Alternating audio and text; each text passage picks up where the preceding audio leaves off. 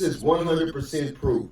The Lakers have had so many greats that came through, and even people who wasn't, that you might not have thought was great, that at some point came into this game and literally shocked the world. But LeBron James proved to you by gassing out for one, and everybody who's really a fan and really just admires his character, I admire his character as a human being. I really do. But when it comes to basketball and wearing that Laker jersey, he just does not have it. He just does not have it.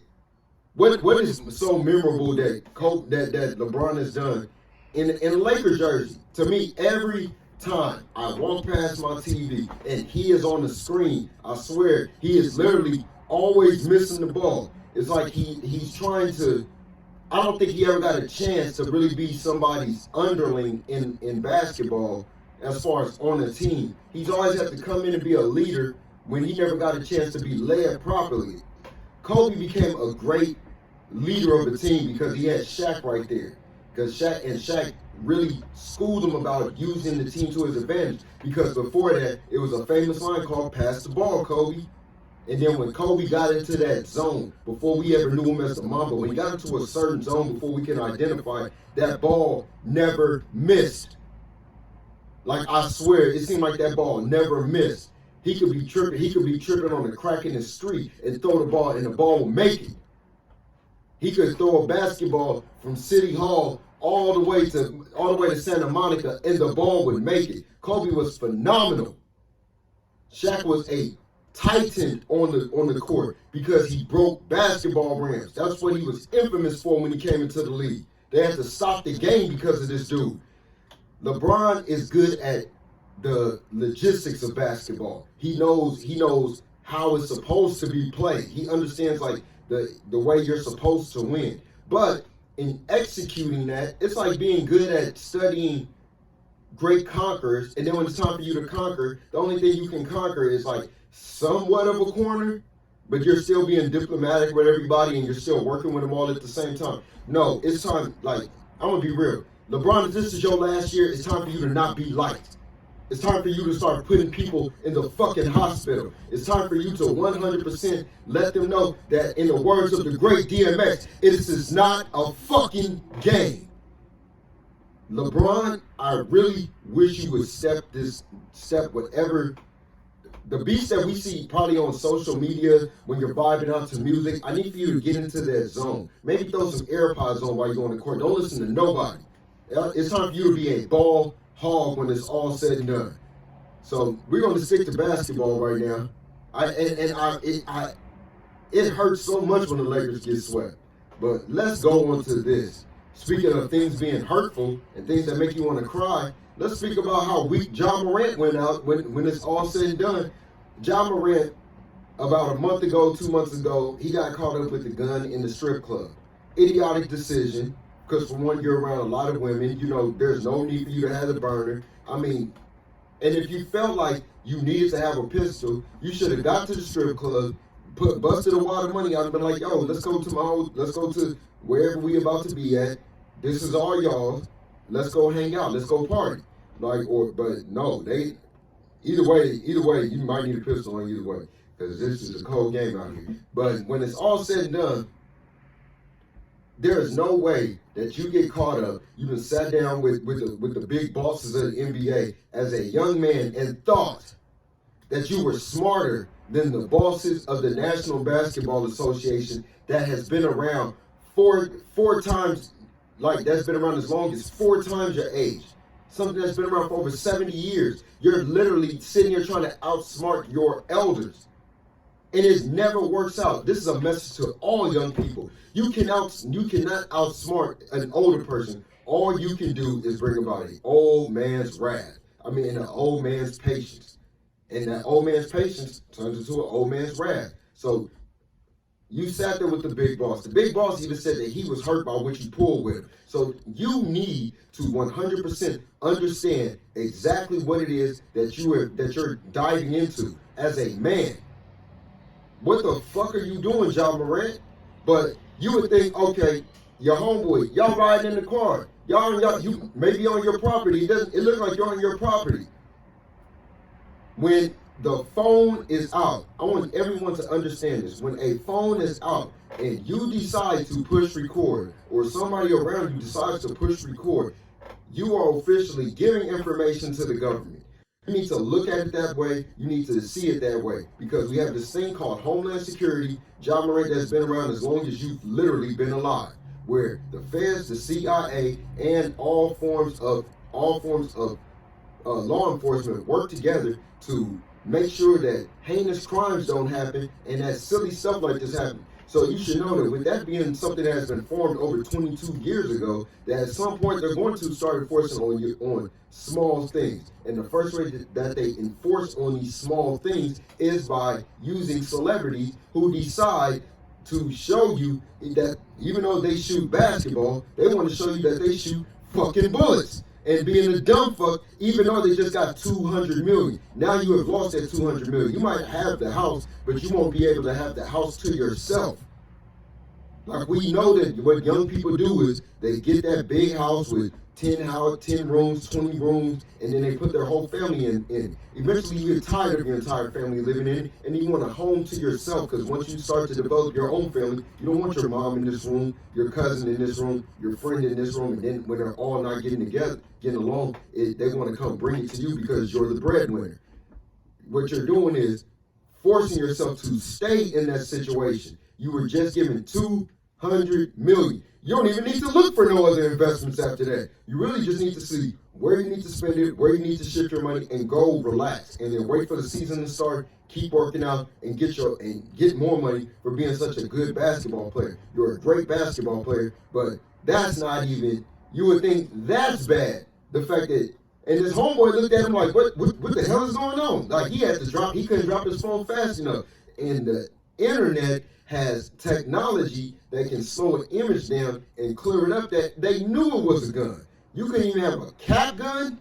I'm gonna be honest. If it was a cap gun, you would have been under that same scrutiny. Either way, because you shoot the basketball. You're not in action movies. You're not in the streets. You're not a part of law enforcement, and you're not a part of security team that needs a gun. So when it's all said and done, we can't blame his homeboy, because his homeboy's hands was empty. His homeboys was showing the finger pistol. It was Ja that showed the real pistol. So let's just go ahead and let me get to my soundboard real quick. I don't know if you really smoke weed, John Morant, but we're gonna go ahead and let's find the right sound for that. No. You got high. So you fucked up, nigga. I fucked up? Yeah, you fucked. And it does not matter if you got a pocket full of money, because either way, that move you made was something that got to be high is doing. A drunk person wouldn't even do that. So once again, let's give it to him one more time. You got high. So you fucked up, nigga. Your father was a great basketball player. I'm not sure what your mother did for a living, but obviously they came together to create some type of living to make sure that you made it to college, you made it all the way through, you got into the NBA because you had the proper support and made sure you had all the proper foods, the proper shelter, making sure that they kept all the bad influence away, good enough for you to get drafted. And you're looking to become the new face of the game. LeBron is out. You need to go ahead and smarten up. You can show a lot of these young people why you shouldn't wave a pistol, but don't give none of them sorry-ass answers. But you think that I'm really talking about that with John Morant? No, I'm not talking about that with John Morant. John Morant, after he lost everything, well, not losing everything, after he lost his ability to play for a whole season pretty much, after he loses his ability to go to the playoffs, let alone possibly became like the next Magic and came in with a championship. No, what we're talking about is when he decided to go on Instagram, go to social media, and decide that as a grown man that he wants to say goodbye world because everybody is pointing the finger and calling him a dumbass. This is what happens. If you're stupid, stupid people get stupid results. You play stupid games, you win stupid prizes. You know, you want to find out, just fuck around. This is what happens with people like that. You got Zion Williams. All they telling him is literally like keep your weight at a certain level. His biggest problem is he loves food too much. You don't see these problems out of LeBron. LeBron invests good money, making sure that he keeps his body in tip-top shape throughout his career. He only mingled with the greats and the legends of his time. And on top of that, you never heard his name and no BS in the street. So I give LeBron credit for that. John Morant, 1 month, 2 months, you were officially just a dumbass. And then 3 months, you decided to give an old Suey post. We don't feel no sympathy for you. My old heads would have really just let, every time you walked in the room, they probably would have never let you live that down. And that's the problem with a lot of younger people. They make dumb decisions, and people around them don't feel the burn enough because we don't let them live it down. We like let it go immediately, like we feel like you learned. No, maybe if you keep fucking up and then you keep being called a dumbass, eventually you're not gonna like how that feels. So John Morant, once again, You got high. So you fucked up, nigga. and you got to get this work. Don't you ever, as a man who got the eyes of young men, young women, and young black people in front of you, decide to say, oh, goodbye, everybody. You know what? Fuck you, John Morant. And on to our next topic. Since I'm all fired up, Fast and the Furious. Fast and the Furious 10, or Fast and the Furious Fast X. I'm going to give you a review of that. I went to the movies. I went down there to LA Live on the late night, called The Late Show. Went and got some popcorn, went and got me a beer, went and sat down, enjoyed all the previews, had a great all-around time. I'm like literally, me and my friend that I rode with, we're sitting there watching the movie. It's action-packed. Everybody who's ever been in there is in this movie. Even Paul Walker. Now, old Hollywood wouldn't have been paying Paul Walker's family this much money to really keep being in this because, I mean, look, it was really his cinematic moments that really kept him doing it. And they could just keep using his brother to keep that money flowing through the Walker family. But at this point, y'all dragging it. Y'all are seriously dragging it. Tyrese is keeping it up with the humor. Like Ludacris and Tyrese keep it up with the humor. When they got I'm like, oh girl, Cypher, she made a great villain. But even my boy Aquaman, he made a great villain for the movie. He stepped in, he was able to stand his theatrical presence side by side with Vin Diesel, lets you know 100% that this was a great movie, but where they messed up was at the very end. When they cut the movie off at the end, it threw me off. It made me feel like I needed more. There had to be more. And then they gave you something in a little bit in the preview and just didn't have an already set date on when the next fucking movie is going to drop. Where's the next Fast and the Furious movie going to drop? Listen, we're tired of this. You want my honest opinion? It's time to just wrap this Fast and the Furious movie up. It's time to just end it as a whole. End it as a entire saga. It's great. It's perfect. Do not do nothing else. Y'all did the Sean Hobbs. Y'all did all of that. Do not do anything. Wrap this last movie up. And if you want my honest opinion about it, and it might sound cruel, you know what? I'm going to go ahead and it's time to get grimy. I can't take this no more.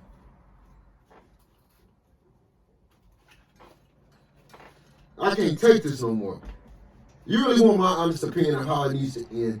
Dominic Toretto needs to go out in a blaze of glory, showing that the villain won, and then all at the same time, just show the news footage of Paul Walker at the end, and let this movie end in peace, because I am sick and tired of watching this series continue to be great, and all at the same time, continue to be awful. Let's wrap this up. Everybody's together, and if not, let's just off everybody. I think they didn't kill all my niggas off. They didn't kill Tyrese. They didn't kill the old girl. They didn't kill Ludacris off.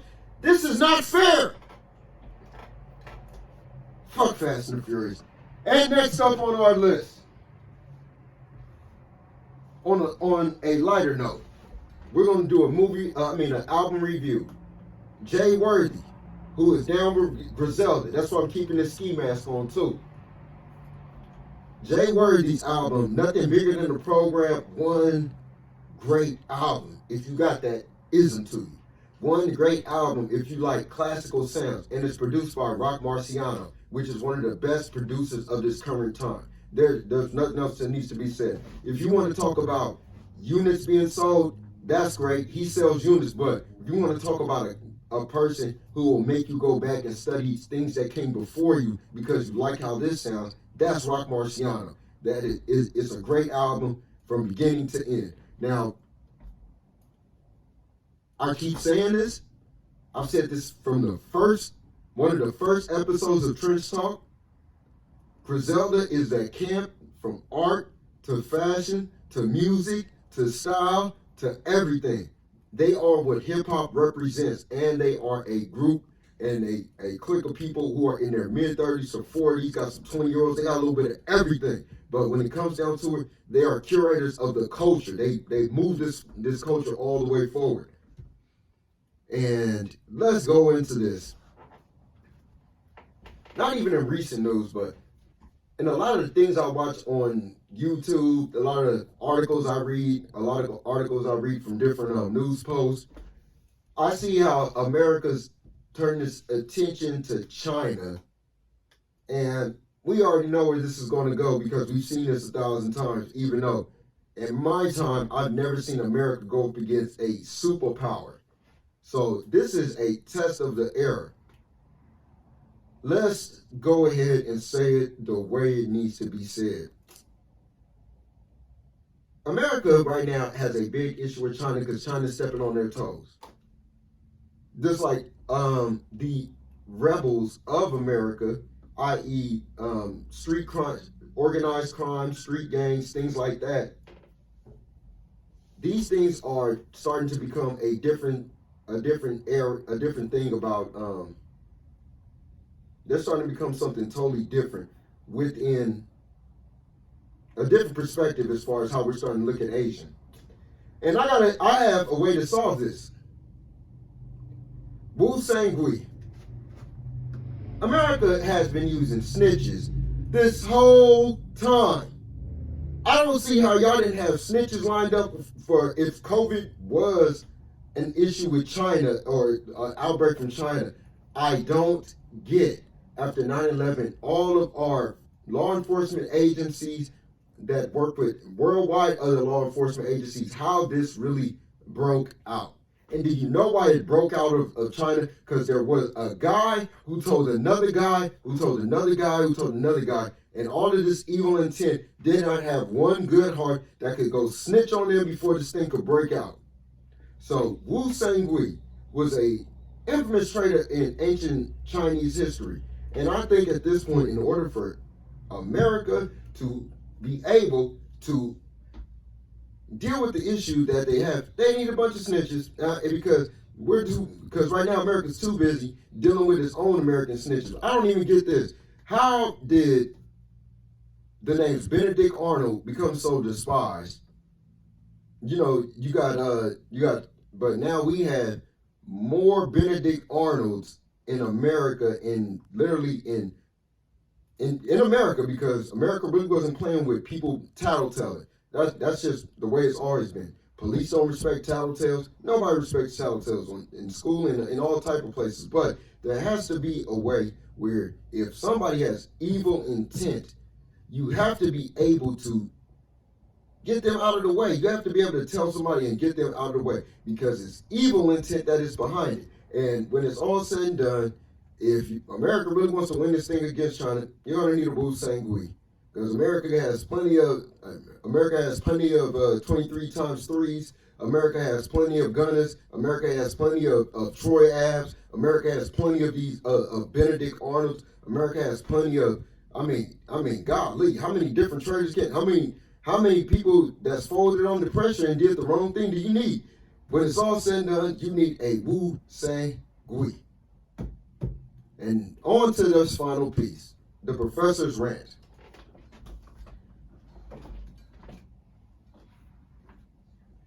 And all right, can you check the camera real quick? Make sure it's still on.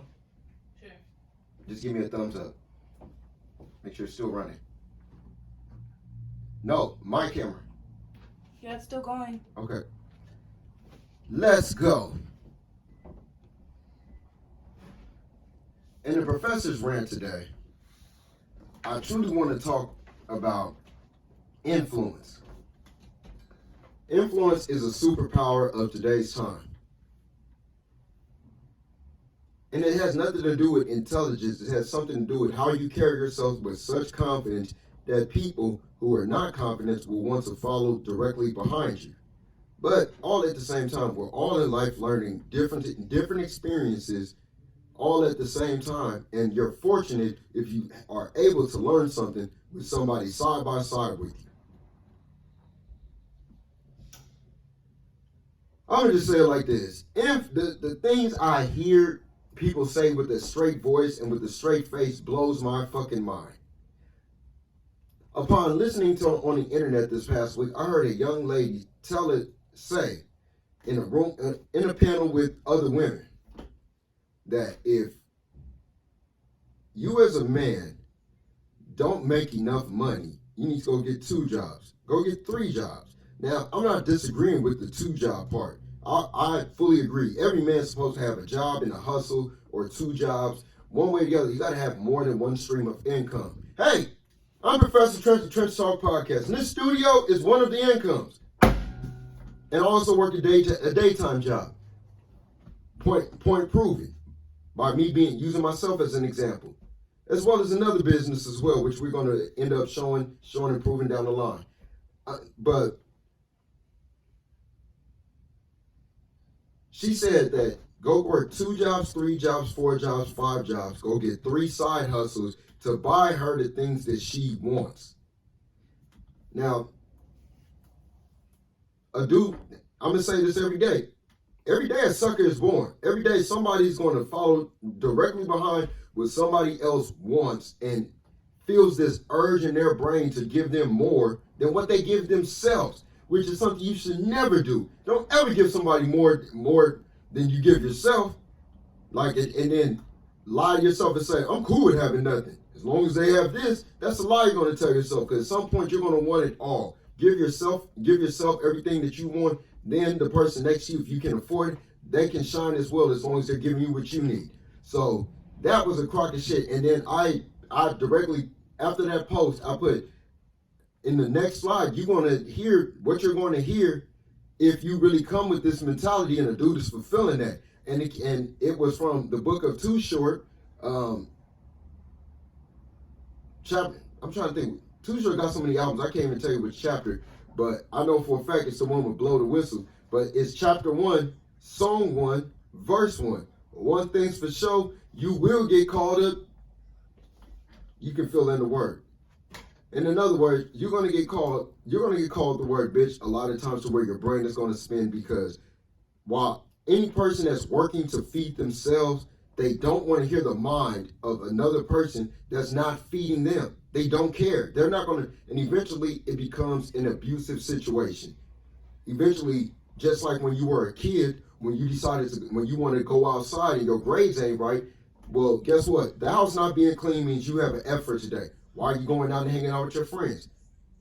Oh, the car that you left trashed, that's an F. Why is it like that? Oh, so I got to keep paying this. And all it takes is for another person that appreciates somebody doing the littlest thing for them. When you're a person, and that person that's showering everything, that's how a person gets replaced. Right then and there.